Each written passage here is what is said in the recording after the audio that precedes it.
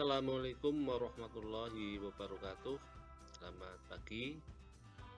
Kita berjumpa kembali masih di mata pelajaran pemeliharaan kelistrikan kendaraan ringan.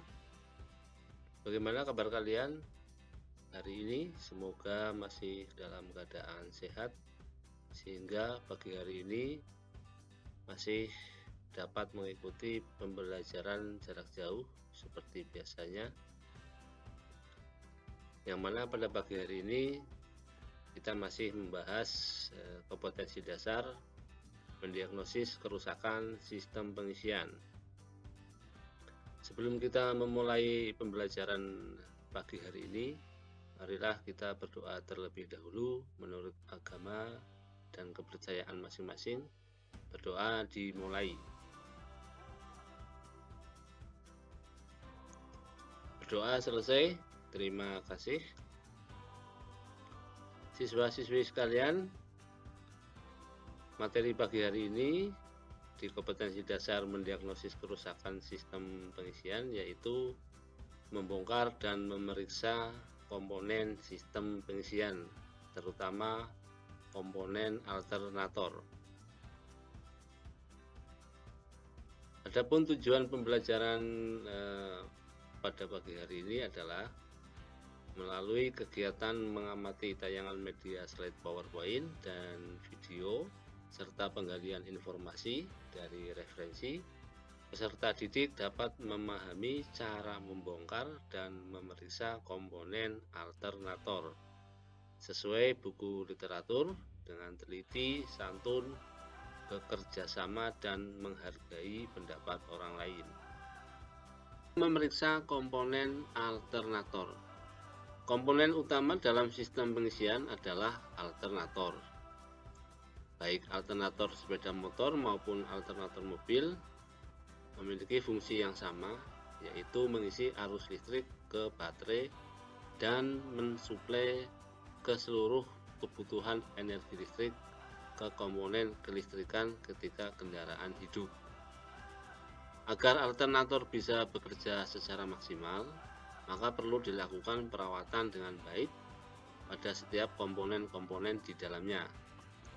Hal ini penting dikarenakan jika terjadi kerusakan pada alternator akan berakibat sistem pengisian akan terjadi masalah, sehingga baterai dan komponen kelistrikan yang lain akan ikut bermasalah dan sistem kelistrikan yang membutuhkan arus listriknya dari baterai otomatis akan juga ikut bermasalah. Salah satu contohnya adalah sistem starter. Sistem starter mengambil arusnya yaitu dari baterai, sehingga seandainya baterainya arus listriknya habis, otomatis starter tidak bisa dihidupkan dan tidak bisa difungsikan untuk menghidupkan mesin. Berikut pemeriksaan komponen pada alternator. Yang pertama adalah pemeriksaan bearing atau lahar. Cek putaran bearing dengan memutarnya menggunakan tangan. Jika putaran bearing kasar atau macet,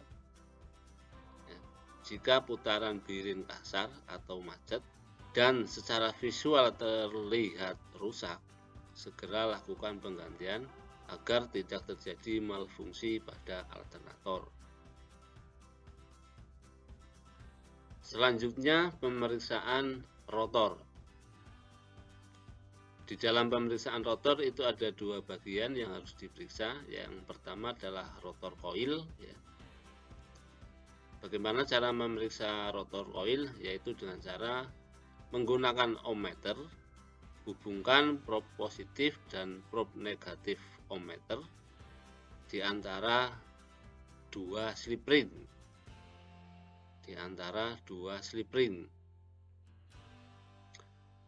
Setelah dihubungkan, lihat hasil pengukurannya. Apabila jarumnya bergerak, itu artinya lilitan rotor coil masih baik. artinya masih ada kontinuitas atau hubungan. Kalau menggunakan nilai, tahanannya standarnya adalah 1,85 sampai dengan 2,25 ohm pada 20 derajat Celcius.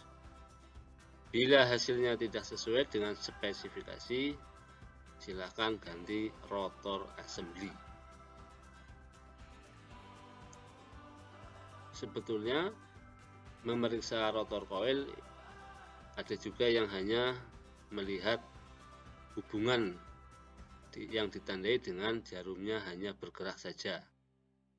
Seandainya jarumnya tidak bergerak, artinya lilitan rotor coil terputus, maka harus segera diperbaiki atau ganti rotor assembly-nya. Kemudian pemeriksaan rotor core. Pemeriksaan rotor core masih menggunakan ohmmeter, hubungkan prob positif ke kuku-kuku rotor atau sepatu kutub, kemudian prob negatif ke slip ring. Di balik tidak ada masalah, seandainya mungkin prob positif di slip ring dan prob negatif di kuku-kuku rotor atau sepatu kutub, itu tidak akan menjadi masalah. Kemudian baca hasil pengukurannya.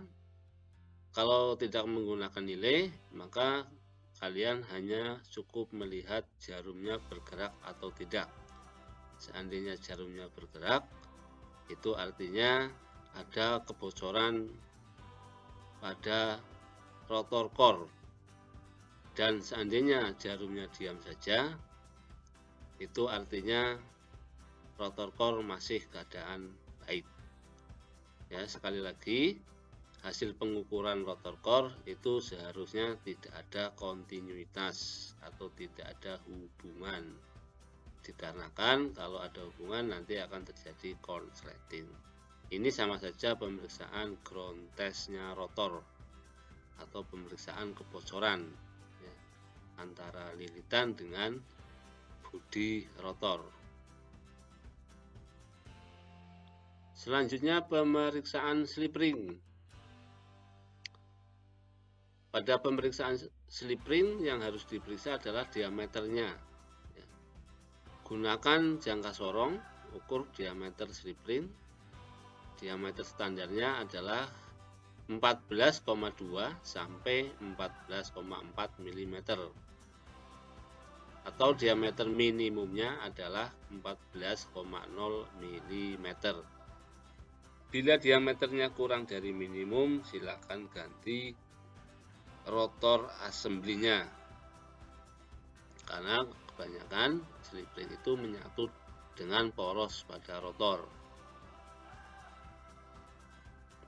Ya, sekali lagi ya, silakan periksa diameter slip ring menggunakan jangka sorong ya, seperti terlihat pada gambar.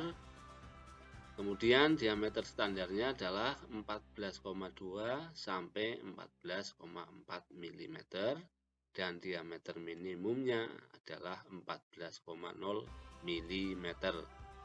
Bila diameternya kurang dari minimum, silakan ganti rotor assembly-nya. Seandainya tidak bisa diganti atau diperbaiki hanya slip ring-nya saja. Selanjutnya pemeriksaan brush atau sikat. Ya. Seperti terlihat pada gambar, menggunakan jangka sorong bagian dalam ya, atau penggaris. Silakan ukur panjang sikatnya yang hanya menonjol saja. Jadi tidak mengukur dari ujung yang keluar sampai ujung yang ada di dalam dudukan brush. Jadi sekali lagi hanya yang menonjol saja. Panjang standar 10,5 mm dan panjang minimum 4,5 mm. Bila panjang kurang dari minimum, silakan ganti brush holder assembly atau hanya mengganti brushnya saja. karena ini bisa mengganti hanya cuma brusnya saja, jadi tidak keutuhan dari semua brush assembly-nya sampai brushnya sampai dudukannya.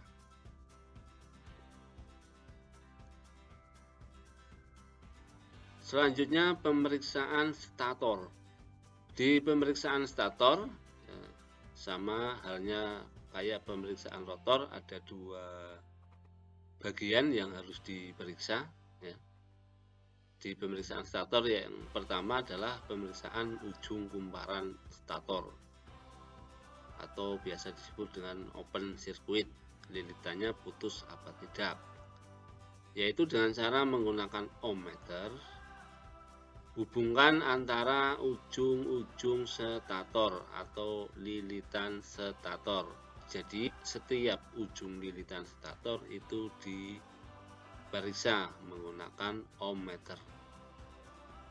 Apabila ohmmeter menunjukkan adanya perubahan nilai, yang artinya terdapat hubungan atau kontinuitas dengan ditandai jarumnya bergerak, maka artinya lilitan itu masih keadaan baik atau tidak putus. Jika demikian, stator coil masih dalam keadaan baik. Namun jika AVO atau ohmmeter menunjukkan tidak adanya perubahan nilai atau tidak adanya kontinuitas, artinya stator coil dalam keadaan open circuit atau lilitannya putus. Jadi kalian disuruh menghubungkan seluruh ujung lilitan yang ada di stator. Seluruh ujung lilitan dihubungkan, seharusnya semua ada kontinuitas dengan ditandai jarum ohmmeter bergerak. Seandainya jarum ohmmeter diam saja, artinya lilitan ada yang putus atau open circuit, maka harus segera diperbaiki.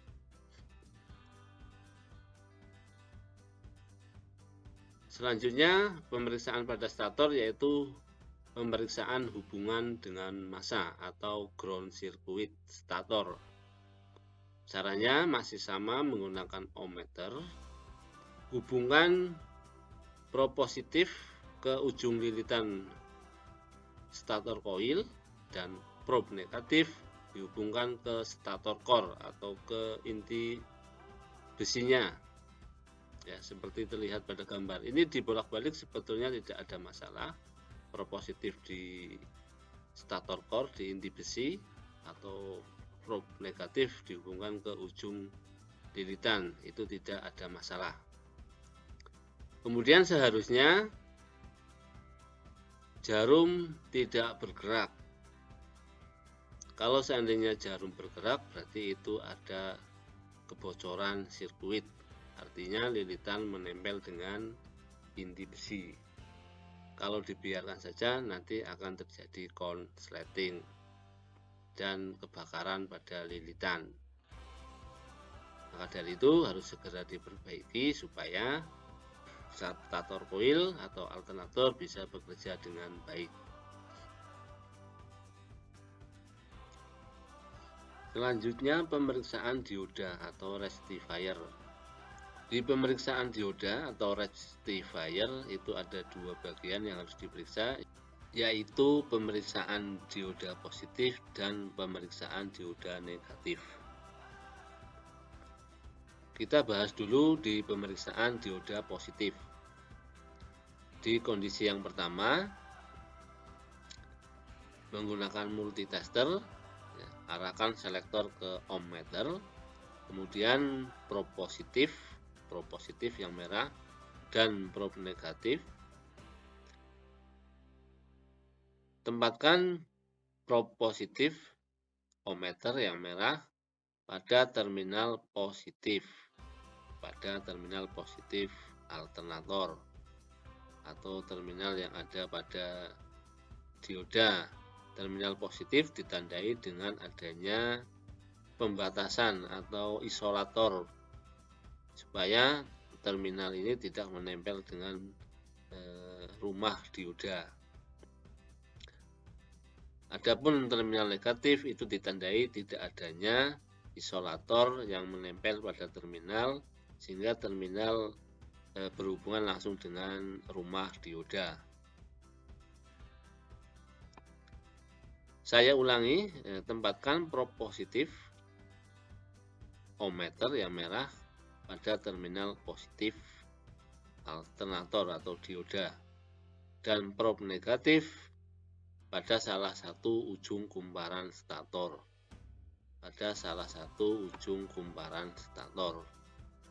Periksa hasil pembacaan ohmmeter, pastikan tidak ada kontinuitas. Artinya kalau menggunakan multitester analog berarti jarumnya diam saja.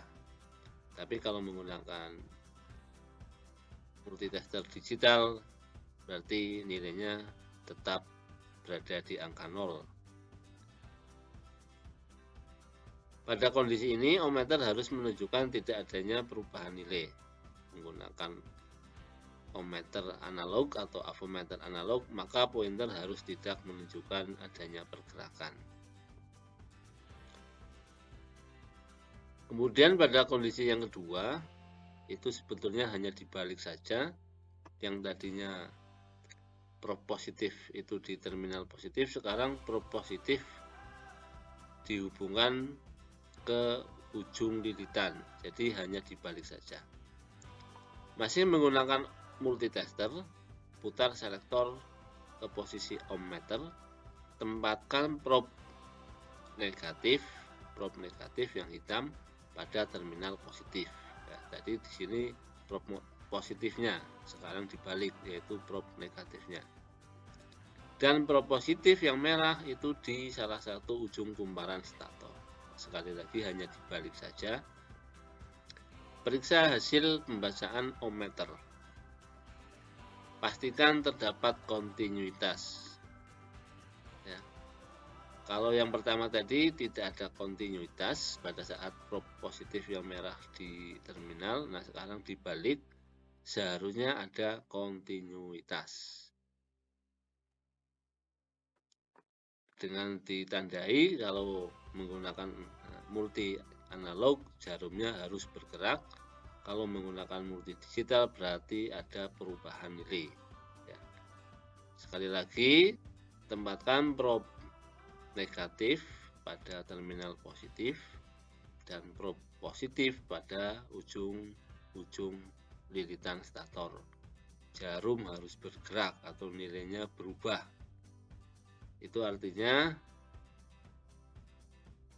dioda positif masih keadaan baik. Nah, sekarang memeriksa dioda negatif. Masih sama, ada dua kondisi ya. Kondisi yang pertama masih menggunakan multitester, putar selektor avometer ke posisi ohmmeter, tempatkan prob positif yang merah ke terminal negatif dan prob negatif pada salah satu ujung kumparan stator. Sekarang terminal negatif, jadi prob positif di terminal negatif dan yang prob negatif yang hitam dihubungkan ke ujung lilitan stator. Periksa hasil pembacaan ohmmeter. Pastikan terdapat kontinuitas ya, atau hubungan, ditandai dengan jarumnya bergerak kalau menggunakan ohmmeter analog, atau ada perubahan nilai kalau menggunakan multitester digital.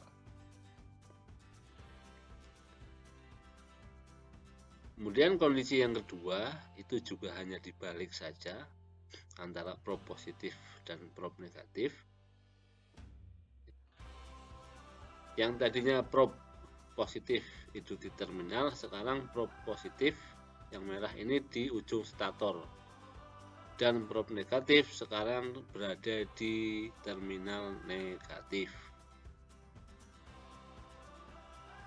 Kemudian seharusnya jarum atau nilai jarum kalau menggunakan multitester analog itu tidak boleh bergerak, dan kalau menggunakan multitester digital nilainya tetap berada di angka 0. Itu artinya dioda negatif itu masih keadaan baik. Nah, itulah beberapa pemeriksaan komponen. Semoga bermanfaat. Terima kasih.